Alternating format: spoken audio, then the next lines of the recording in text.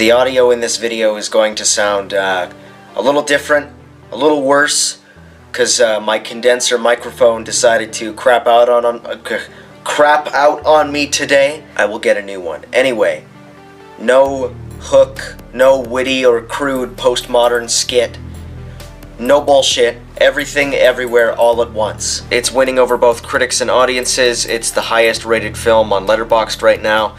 The community is saying things like we never need to make another movie again, but I'm here to egg you on and rope you into seeing it whenever you can, and as soon as you can.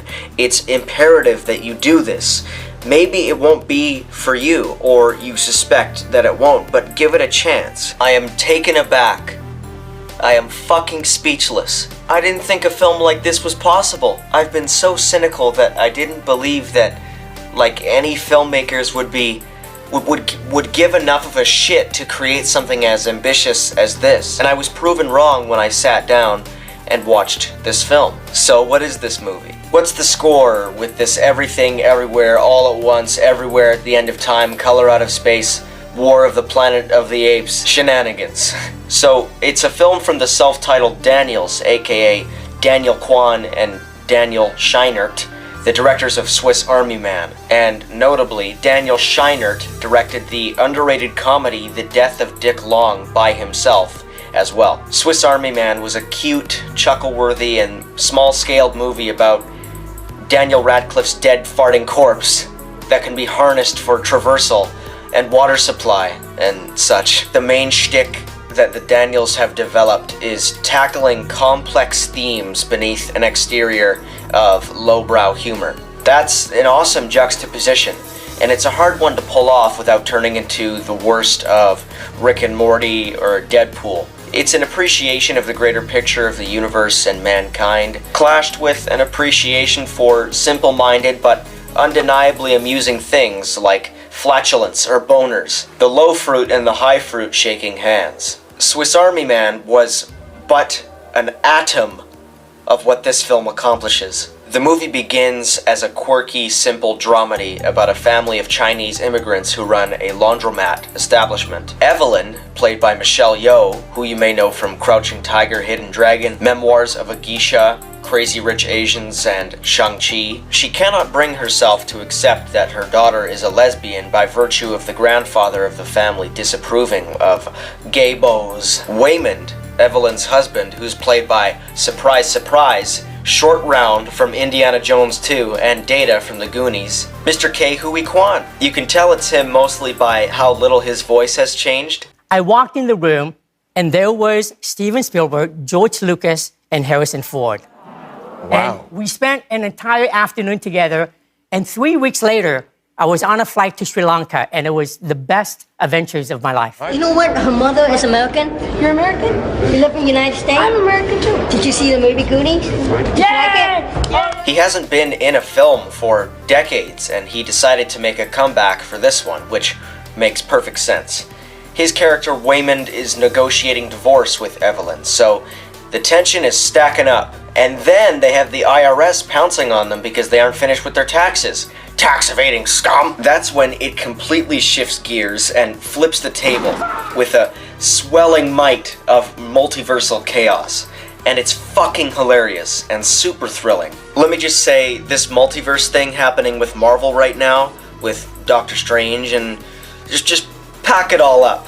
Pack your shit and leave, Marvel. I mean, we did get Toby, but Doctor Strange can punch sand. This film elevates the multiverse concept to unthinkable heights. It's like Kung Pao Enter the Fist and The Matrix combined, if that's even something that's possible, that you can even... The film operates on its own rules, and those rules may or may not make a whole lot of sense, but it actually doesn't even matter, because when you see the movie, you'll know that this is trying to be so much more than a film. It's constantly escaping the format and tearing conventions off its chest, like King Kong breaking free from his restraints, remixing itself, shape-shifting, and creating clever callbacks and oxymoronic sequences, one followed after the other. This is sensory overload in the best way. It's so hypnotizing. More than half the pacing of this film is the same as this meme. You didn't have to cut me off. I can never know we were nothing. I don't even need your love. It just keeps imploding and psyching you out, sometimes retroactively, creating new meaning and new interpretation. This is probably one of the closest things we have to Life the movie. It tackles so many different themes in succession. They all coexist and overlap or create contrast. When you're whispering to yourself, what the fuck have you done? During a movie in a positive way, you know the movie is a massive ordnance air blast of subversion and anarchy. But it's not a confusing clinical think piece like Tenet. It's like if Phil Lord and Chris Miller directed Tenet. One of the weaknesses of Swiss Army Man for me was the brash sentimentality, but they took that weakness and transformed it into one of the best parts about this film. That's all I will say regarding that. This movie is like a maximalist, conscious stream of thought with many different avenues accounted for, put onto a screen. I don't even know how you begin to write something like this. Perhaps you just smoke a thick acid dart and then do a whippet and meditate in a library every day and then list every single non sequitur, nonsensical, hallucinogenic thought that pops into your head and then thread it all together somehow. And it's really not nonsense. Some of it is. It's warranted, the stuff that is, but most of it isn't. There is a surprising amount of interpretability, and they made this with $25 million? 25? Are you serious? They must have fired all the coffee people. This must have not supplied a whole lot of fat check jobs. No money was wasted here. The new Spider-Man was far smaller for $200 million, and it still had wonky effects. To coordinate the shots, position the actors, and edit this fucking thing must have been a huge hassle. What order do you film this in? How does the crew know what the hell's going on? Everyone in this, from Michelle Yeoh to Short Round to Jamie Lee Curtis, who, by the way, basically gets to play Michael Myers in this, which is funny, and James Hong, everyone is having a blast. And the emotional core of the film is drastically enhanced because of the performances. Just a heads up, if possible, see this movie in IMAX. The version that I saw was 16:9. It's not supposed to be 16:9. Some of the composition was improper in my showing because of the black bars that aren't supposed to be there. It's not that big of a deal, I guess, but an experience without distraction is the best one. This is groundbreaking, and I'm not being hyperbolic. The boundaries for what can be done with movies is thwarted, and it's a miracle. If this film bombs, we failed. It's an instantaneous, no-brainer favorite of mine, and I can't wait to see it so many more times and just keep on appreciating it. It more than earns the 2.5 hours. It's dense and creative for all of that time.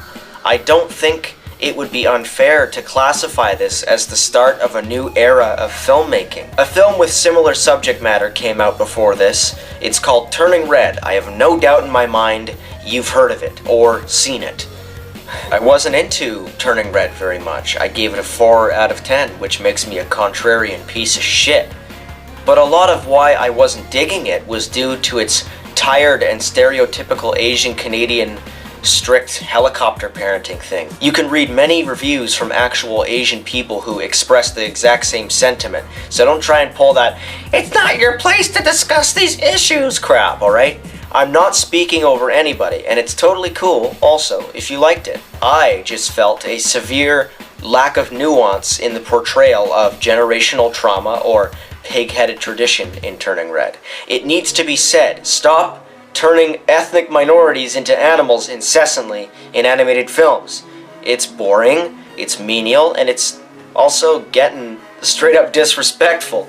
Everything Everywhere and Turning Red side by side are night and day, or lame and lavish. The Daniels have unified the human race and dug deep into the existential recesses of the mind to deliver on a cure. As I was walking out that theater, and might I say the theater was all over this movie like it was a comic book joint, I kind of just looked out at everybody. They looked back comparably, and there was a feeling in the air. We all felt pretty liberated and awestruck by the film, and I decided to hold the door open for everybody. And someone came along and offered to take my place, and I just let them and said thank you. Maybe I'm talking out of my ass, but I don't think so. What a spellbinding film. I'm giving it a 9, but that's because I haven't processed everything. You definitely gotta see it twice or thrice. I want to absorb this magical film several times over. Normally I don't do this, but I thought this would be a very nice note to end on, and a nice wholesome message to pass along. This was written by the Daniels themselves just the other day. Dear movie lovers, there is just too much. Too much to think about, too much to hold on to, too much to fight against. Too many people to talk to, too many restaurants to eat at, and definitely too many movies to watch.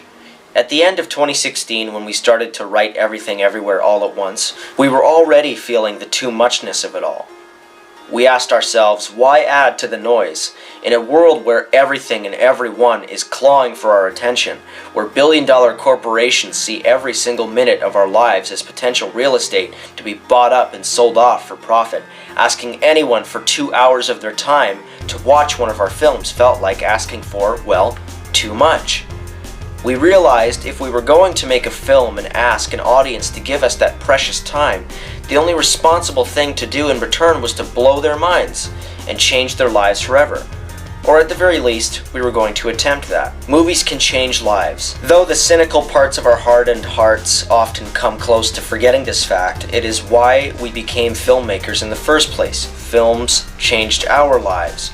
We carried those films with us into the writing process as we weathered years of increasing political polarization and a global pandemic, all the while our news feeds filled ever more with contradictions and chaos. We felt the too much grow into too much. Everything was stretching, all the seams were being exposed, and most troubling to us, our movies, our stories, our cultural glue felt too slow to keep up. Film production moves at the speed of years. The world was moving at the speed of milliseconds. Writing Everything Everywhere All at Once was a foolish prayer to a cold, indifferent universe. It was a dream about reconciling all of the contradictions, making sense of the largest questions, and imbuing meaning into the dumbest, most profane parts of humanity.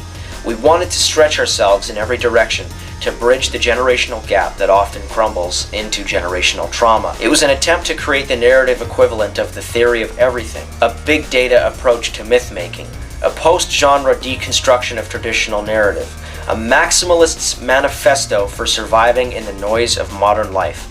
And holy shit, these two clowns named Daniel were not up for the challenge. We struggled for many years to crack the code for this script. We went to weddings and we went to funerals, had kids, became uncles, planted trees, the trees grew fruit. And every year the too much grew. We were the proverbial room of infinite monkeys, diligently smacking away at our typewriters, hoping to stumble upon a script that could hold all of this and not break. Eventually, we got close. Close enough. We knew if anyone was going to be able to help us over the finish line, it would be our friends.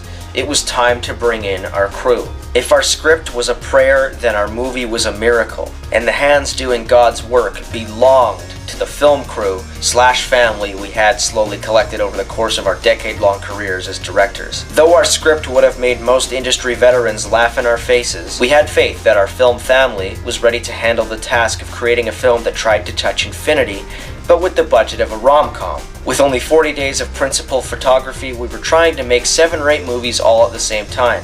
We averaged over 30 lighting setups a day. We used every single possible camera lens played in every genre. We made an entire action movie in the same amount of time. Some Hollywood blockbusters shoot a single set piece, but in an environment that promoted safety and respect above all. From the dizzying number of costumes and looks to the clear and confident flow of the editing and sound design, every frame of this film is filled with their love, passion, and trust. We knew with our crew we could get even closer to making a movie about everything. but we would have to find the right cast to ground the blistering chaos. Oh lord, this cast. Between giving the unmistakable Ke Huy Quan his first American role in decades, showcasing the fact that the legendary James Hong still has more to offer even after nearly a century of being in the industry, allowing space for the iconic Jamie Lee Curtis to fully let her beautiful freak flag fly, and introducing cinema goers to the undeniable talent of Stephanie Sue, there is no doubt that bringing this cast together will be one of the things we are most proud of in our careers. Despite all of that, we cannot imagine many things in our lives ever topping the fact that Michelle Yeoh said yes to this movie. Not only did Michelle say yes and dive right into the deep end with us, she practically triple backflip cannonballed in. This movie does not exist without her incredible talent and her unwavering trust in her team. This movie is a miracle because she is a miracle. To be a part of any one of this cast's legacy is a privilege enough, but to have even a small hand in revealing to the world all of the untapped potential